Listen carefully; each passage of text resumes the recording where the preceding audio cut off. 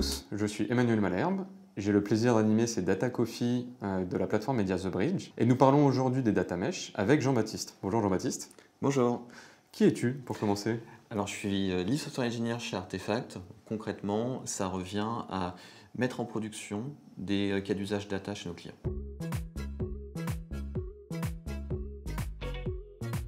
Et le data mesh, de ton point de vue, qu'est-ce que c'est?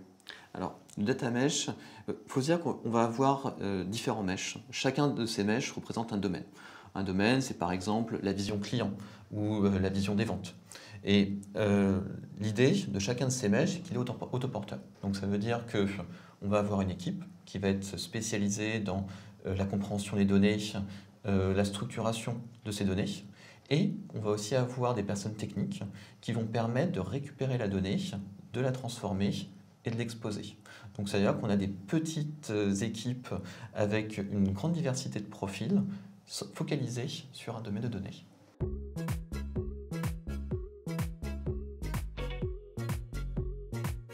Par rapport à l'exposition des données, qu'est-ce que ça implique en termes de standards de production? Un mesh et un domaine dans sa constitution, c'est un aspect de la connaissance de la donnée. Donc ça veut dire quelles sont les données qui composent ce mesh, sa documentation pour avoir une bonne vision complète de l'ensemble des facettes de ce domaine de données.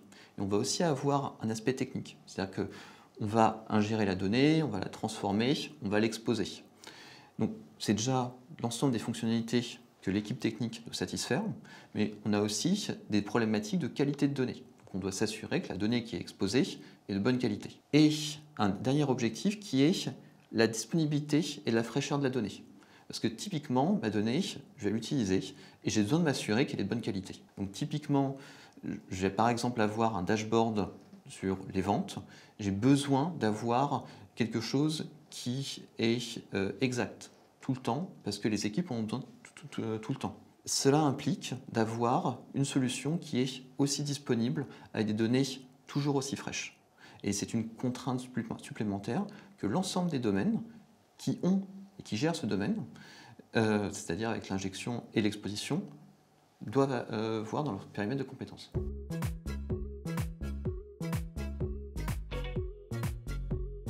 Donc c'est quand même une histoire qui n'est pas si simple que ça, le data mesh. Et quelles seraient tes recommandations pour simplifier justement la mise en place du data mesh? Alors, déjà, le data mesh, c'est très intéressant dans la mesure où chaque domaine va avoir une vision complète de A à Z. C'est-à-dire que la donnée, je la connais, et après, jusqu'à l'exposition. Après, je vais avoir certaines contraintes dans la mesure où ça peut s'avérer coûteux. Et je vais aussi avoir des personnes qui sont très rares sur le marché que je vais devoir dupliquer. Donc ça c'est problématique. Donc l'objectif, c'est de se dire, je vais commencer à standardiser et à rationaliser pour simplifier et permettre une meilleure mise à l'échelle de cette approche. Donc comment on peut faire? Déjà avoir une équipe de data gouvernance centrale. Une équipe de data gouvernance centrale va permettre de partager les bonnes pratiques à l'ensemble des domaines. Donc ça permet d'avoir une uniformisation, que ce soit par rapport à la structuration de la donnée, à la composition et à la documentation des domaines. Un deuxième axe, d'un point de vue technique, serait de se dire, je vais mettre en place tous les assets, c'est-à-dire de collecte, de transformation, de déploiement automatisé, standard, sur les différents domaines. Parce qu'au final, on se rend compte que ce sont différentes actions qui se répètent d'un domaine à un autre. Donc, autant, plutôt que le faire à chaque fois, autant standardiser et le rationaliser. Donc ça, c'est déjà une première approche pour y arriver. Par la suite, on peut se baser sur des technologies. Le fait d'avoir des technologies de data warehousing telles que BigQuery, Synapse, Snowflake, qui permettent de désiloter la donnée, c'est vraiment quelque chose de positif. Et ça, c'est une grande avancée par rapport à ce qu'on pouvait avoir au préalable. Et on a d'autres technologies, telles que DBT, Airbyte, qui vont nous permettre de nous baser sur des technologies du marché utilisables de tous, ce qui va faire que moi, en tant que software engineer, je vais avoir moins de choses à développer parce que je vais pouvoir me baser sur les technologies du marché.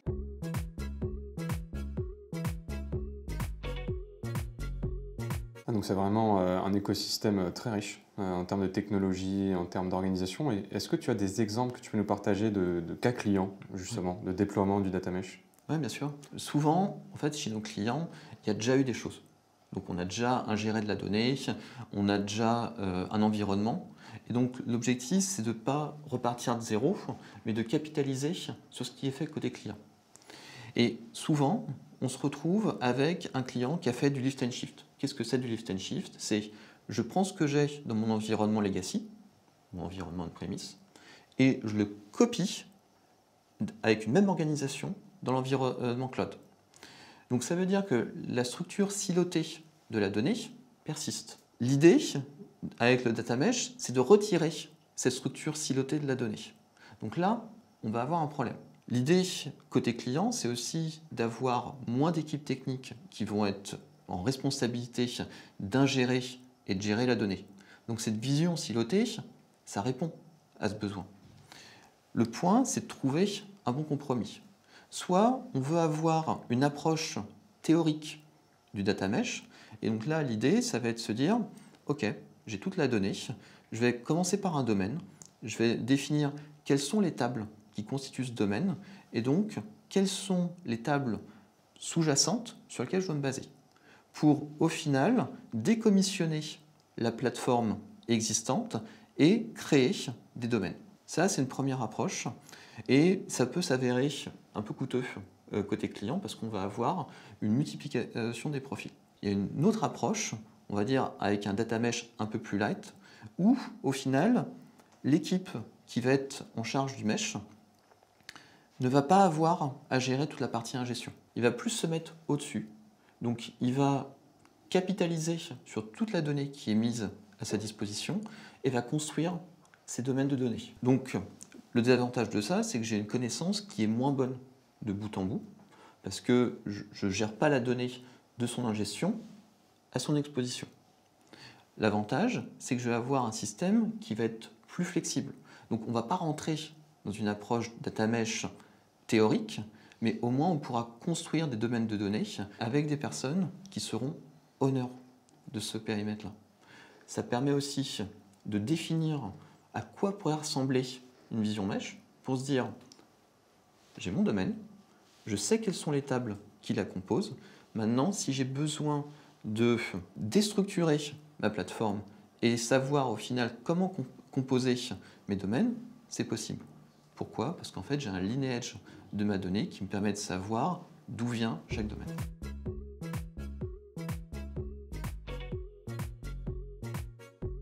Donc toute cette nouvelle technologie et ce nouveau concept de data mesh doit avoir des impacts en termes de profil. Lesquels sont-ils? Oui. L'approche standardisée dont je t'ai parlé, au final, ça va permettre de construire un asset qui sera réutilisable. Donc le fait de construire cet asset, ça va nécessiter moins de profils qui sont assez techniques de type data engineer.